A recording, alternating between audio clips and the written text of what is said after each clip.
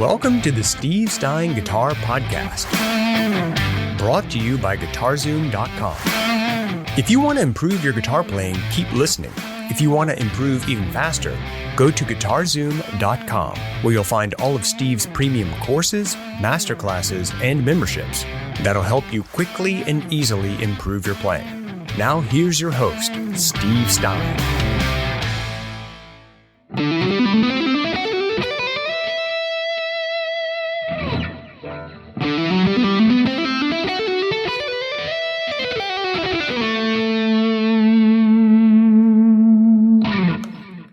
Hey, Steve Stein here. Thank you so much for joining me for my 10-minute rock licks lessons, where we're going to be looking at different fun and creative rock licks that you can use in your playing. If you like this, please do me a favor, like and share and subscribe to the channel, and check out my guitar courses, namely my guitar course Rock Licks over at GuitarZoom.com. Let's go ahead and get started. All right, in this lick, what we're going to be doing is looking at a sequence that's basically going to be used in the key of G major, E minor, that sort of thing. And it uses a series of hammer-ons and pull-offs, so it's far more legato, but it sounds really interesting.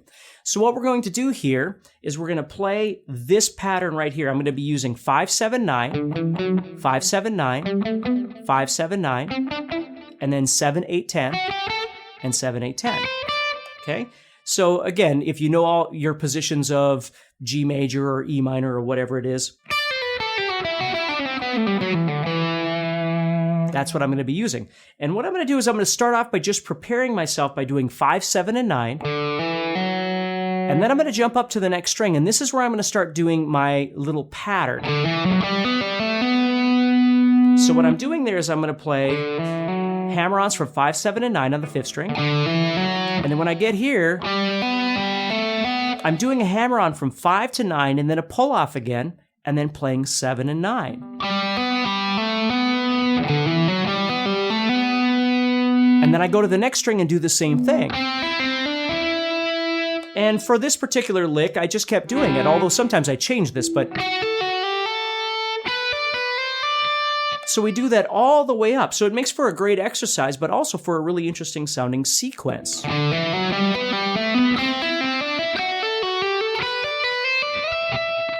then I might slide up to the E or something to resolve it if I was in E.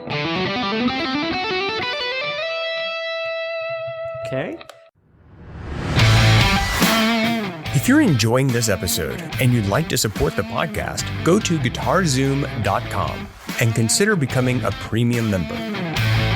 There are 3 memberships to choose from. VIP, which gives you instant access to a library of short but powerful courses as well as new bite-sized lessons each month. There's also Play Songs that gives you step-by-step lessons so you can learn to play your favorite songs fast. And finally, there's Masterclass, university-level training on everything from soloing to music theory, from blues to home recording. For more info about these memberships and all the premium courses available to you, go to GuitarZoom.com. Now back to the podcast. And of course, if you were in some other key, let's say, or I should say mode, let's say you were doing this over a G major chord, you might come off of that and again drop into maybe the G sitting right here, right?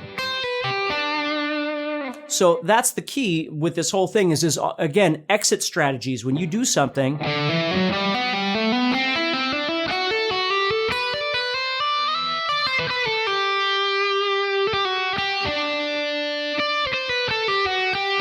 right? Something that puts you in the realm of G, or if you were coming off and doing E minor, which this whole thing will sound great anyway, but you might, move in.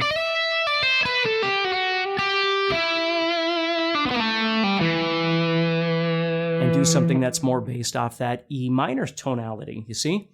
So the lick is multifunctional. You can use it in the key of G and any of the relative modes of the key of G, okay? Certainly E minor, okay? But then again, it's just tying it up at the end. Now, sometimes when I do a lick like this, I might not do that same the entire time. I might just start off, but then at the end, come out of that to kind of change up the sound of that. You see, and that's one thing that you really want to try and get used to is when you learn how to do something that you really like, don't overuse it, right? I always use the term dynamic contrast, which I learned a long time ago from a popular jazz friend of mine, where he had mentioned that when he's improvising, he's always trying to change things up. And so if he realizes he's been doing something quite a bit, he tries to do something else. And that just over time became what I call dynamic contrast, which is thinking about if you played something low, you play something high. If you played something fast, you play something slow, pentatonic, diatonic, loud, soft, that sort of thing. Play, don't play, and it doesn't have to be constant, right? But it's just if all of a sudden you feel like you've been doing something a bit too long, you try and change it up and do something else. So hopefully this lick helps you a little bit, or this sequence helps you. And do me a favor, if you haven't already subscribed to the channel, like and share the video. Certainly comment if there's anything that I can help you with. And check out my guitar course, Rock Licks, at guitarzoom.com, among other guitar courses that I've got available there as well, and see if there's anything that I can help you with. So take care, stay positive, and I'll talk to you soon. Next time on the Steve Stein Guitar Podcast. So what I'm doing here is I'm thinking about the fifth position of my pentatonic, right? And what I'm going to do is I'm going to go up on the top two strings here, on the 10 and the 12, and I'm going to add in this 11, which is my blue or blues note, it's called.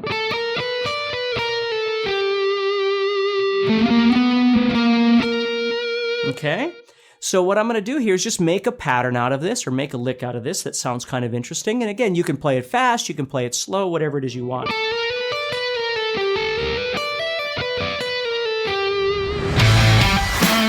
Hey, Steve Stein here from GuitarZoom.com, and thank you so much for listening to this podcast. If you enjoyed this episode, can I ask you a favor? Please subscribe, leave a review, and share it with a friend. Your feedback means more to me than you'll ever know. And be sure to check out my YouTube channels where you'll find over 1,000 videos to help you with your guitar playing. Thanks again for listening. Stay positive, keep playing, and keep having fun. If you'd like some help with your guitar playing but you're not sure how to get started, go to guitarzoom.com and look for the Help Me Choose survey. By answering a few simple questions, you'll get Steve's personal recommendation of the perfect course for you. All this and more is available for you at guitarzoom.com.